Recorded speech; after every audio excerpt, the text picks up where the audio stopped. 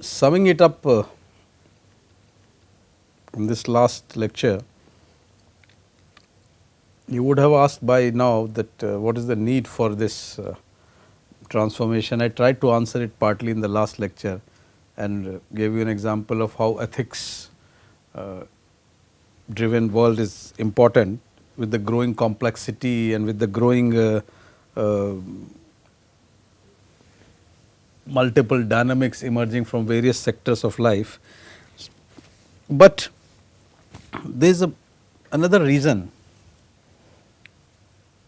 because it's most of you who would be attending this course would be possibly somewhere between 25 to 40 or maybe less. So, the future belongs to you. You are the people who are going to run this country and the world in another 15-20 years. So, there will be many points which will push you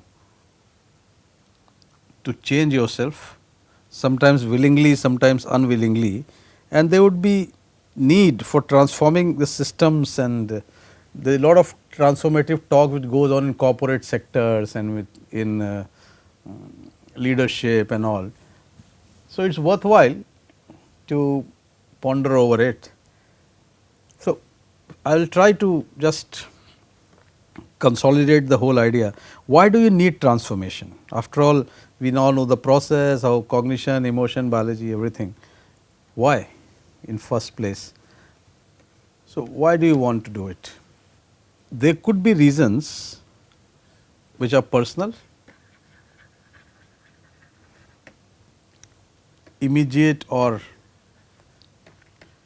long term. One of the practical situation would be like somebody who has struggled to come up to study engineering from a middle class, economically middle class family, and maybe is very good in academics, and your heart is that you want to pursue your studies, in the sense want to do a PhD and all, but your life situation is not allowing it. Maybe you have to support family people, maybe you have to, so you have to learn to delay your immediate need or gratification. If you just do it in a pressured way, unwillingly, and do not alter your thought process and do not adjust to the new emerging situations of your life, it may lead to a lot of conflict and anxiety and depression and unhappiness, which will affect both your potential as well as the results of your work. So, this could be a need to transform. There could be a societal need, as I said. If you want to see the world differently, which I am sure everybody wants to see, we are not happy with the way we are. We may have been great in the past, but over last post independence, there have been good things. In, like suppose we talk of India, India has really emerged strong. Lot of things have happened. It's no more that same India which was delivered to us by Britishers, and lot of stuff has happened. We are technologically advanced. We have huge amount of manpower at our disposal in science, in art. But something is missing. We are still not the world leaders. We want to be. So, maybe we just need some transformation at a societal level. These are few questions which I will pose and leave. I do not have the full answer. We can discuss it on the forum or some other time. So, what pushes you would be these things, whether you are satisfied in the present time. This is the immediate life, immediate or short term life. Life is working fine for you, you are not bothered about it. Maybe you do not want to change, that is all right. Maybe the knowledge that something is going wrong in a system or in your life, the knowledge of this may push you to change or transform. Your value system, May, possibly you are pushed into a world which gives a high premium on networking and manipulation and a material pursuit, and your value system come into direct conflict. That could be the triggering point. So, it a transformative needs does not necessarily come as a shock where you have to change. Consistently questioning, we talked about questioning previously, can also bring you to a point of transformation. Even while you are satisfied, you may not be satisfied in future. The knowledge getting in conflict with value systems again push you to change, because we are living in a resource crunched world. We are 7 billion, and as somebody said, once we become 10 billions, no scheme or plan will work. It will be, earth will be crowded. And in fact, if you look at the population, the way population has increased in the last 200 years, 200, 300 years, is exponential growth, and it's still growing. Man is not alone, we all know.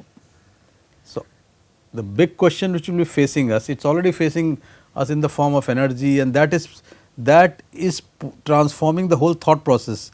For example, if you want to think technologically in the fuel, the petrol, the number of wars, the numbers of conflicts it has created in the last 100 years is not funny. And we know this is the one resource which is going to vanish in our lifetime. If not in our lifetime, at least in coming maybe 100 years.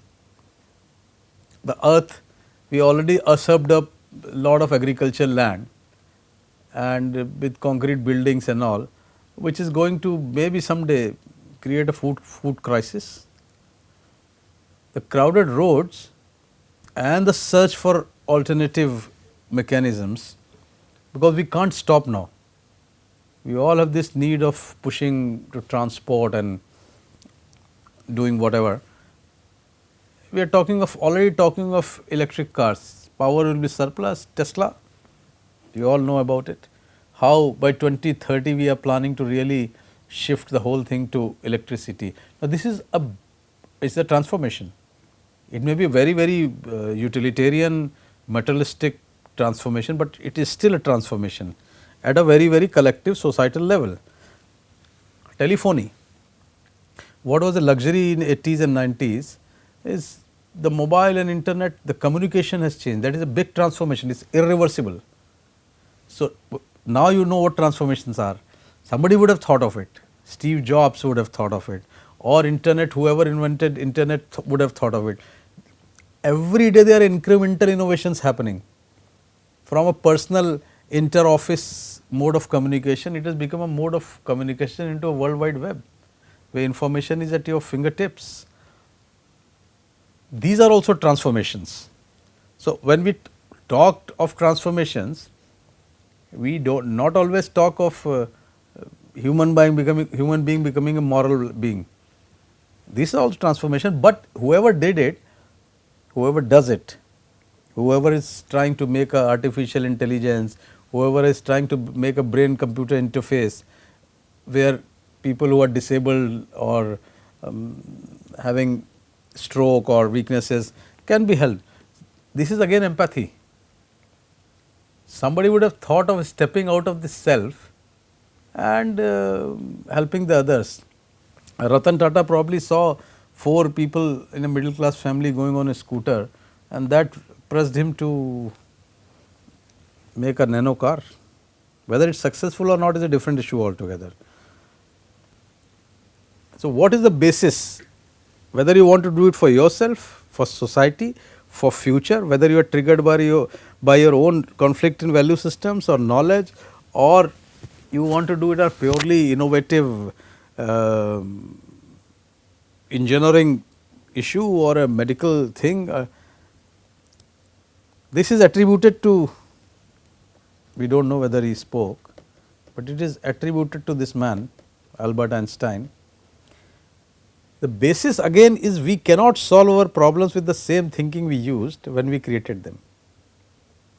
So, you are living in a certain framework of knowledge and information with a certain input which leads to certain results. It may be making life good for somebody, not, and you feel that there is something more which is required, which is not actually, so you want to do something. So, whether Einstein said it or not, this sentence has a lot of power in it. If you have a problem with the same level of thinking, we cannot find the solution. So, obviously, you have to really change or go up in the complexity and hierarchy of your thought process. So, problem could have been perceived as an emotion. The solution has to come through cognition. This provides the impetus to change, this provides the process to change. So, what is the cognitive process? You have to question. This is about how you do it. If you say me how Gandhi did it and Tesla did it, how can I do it? You have to question your status. Then either you remain, once you question, you can decide to be status quo or change, temporary or transformation. This could be unconscious, this has to be conscious. Intent, training. So, you have to, once you decide, question this and you want to come to this, you have to really look at knowledge, gain a systematic knowledge.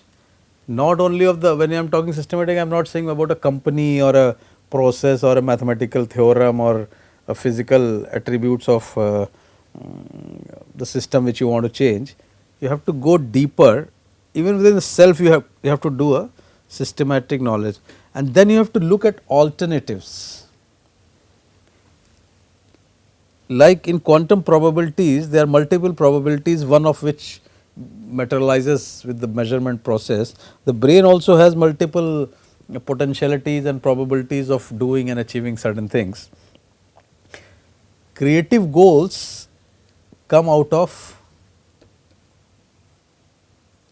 a long process which is both unconscious and conscious. Once you have an idea, you put it at the back of the mind, keep churning it while you go on, move on in life. Ask any artist, any creative person, they get into this task negative mode, task negative mode and task positive mode. Task positive mode is when you are actually trying to do, but most of the artists who come up with great creations, when I am saying artists, I am not necessarily painting and music, that is the art form, dialogue writing, filmmaking, not really art forms plus lot of creative innovations which people do. Obviously, somebody would have thought of mixing up the telephone with the fax machine, or similarly a phone with a computer, which is a smartphone. So, lot of these things do not come overnight, they can come overnight, but do not think that it is not there in the brain.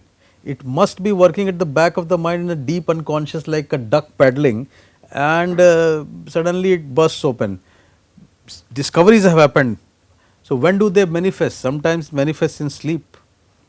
Lot of ideas people get in dream, but normally people do not remember their dreams, or they do not note down. But if people ask anybody, they will tell you, and you would have experienced that if you are not getting through something in the conscious brain, just mull over it, sleep over it. The wise men say sleep over it. So, once you sleep over it, sometimes this whole neurotransmitter business, electricity turning into chemical signaling between two electrodes, came out in sleep. water dripping, suddenly I'm forgetting the name. He suddenly thought that okay, this may be a chemical which is dropping, and that was acetylcholine was discovered like this. Once you have a creative goal, you should also check your capabilities. Not everybody can do everything. I may be willing to transform into a 100-meter dash runner. Yeah, this is not my capability. Let me accept it. I may be a good writer, but it may not be in my capability to go and sell myself. Or I may be a moderate and average creative person, but I have a huge capacity to sell myself. That's how the world moves. Whether it is ethical, right, wrong is not a question. People have different talents. Even to sell a lie in this world, you need talent. Hitler and Goebbels, they were known for telling lies, but they had this style of telling a lie so many times that it became a truth. We tend to believe lot of stuff in our life by tending to believe what we say. We may have some reality, some fact, some reality check with it, but even if it is a just a belief system, later on it may turn out to be true, like a self-fulfilling prophecy. Once you check the capability and you are sure about what is happening, then you can choose the path. This is again, I will look at it, the process. Once you have chosen the path, where do emotions come in? As I said, they can come in from the unconscious. One, it can come from the discomfort. So, discomfort is not always bad. A little bit of depression and anxiety is not always bad. That may be your call. You are forced into a situation where you are doing things which you do not like and your mind may be sad at it. So, do not reject that sadness. Look at the discomfort. Apply this cognitive process to that discomfort. Discomfort, if you do a cognitive check, as I call it, question, then have knowledge about it, find alternative, check capability and change. So, even dreams can answer, and you should, the biggest thing is that you should know what is your natural behavior. We all do not behave naturally all the time, because we keep altering our mood, our political correctness and all that stuff. So, you have to learn to believe your natural behavior. Develop an ear for your emotion. So, unless you develop an ear for your emotion, it will not change. There is something called emotional literacy. Emotional literacy is a word which people use, literacy, people use this to develop emotional skills. You would have heard of EQ, emotional quotient, that he is very intelligent with a low EQ. That means the person cannot create a harmony between cognition and emotion. That is what we were discussing. So, what you require is emotional awareness. How do you do it? This is a practice which you can do. Even in this moment, while I am talking to you, just take a brief cut off from the whatever you are doing and observe the emotion which you are feeling. We talked about the small snapshots of reality which keep coming from unconscious mind to the conscious mind. So, if you are immediately in this second you are self aware, you can watch your feelings.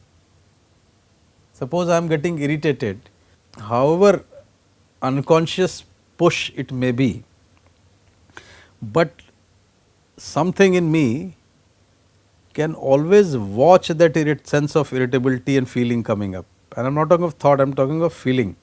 If you do not really act on it, or even if you act, so you have, if you learn to do this, you will also know what is the cause of that feeling. Especially with things like anger or things like jealousy, lust, primary emotions. You act on it and then you forget it. Then what happens if you do not separate? Action is your behavior. So, people react to it or point out it. Maybe you feel bad about it. So, you want to change.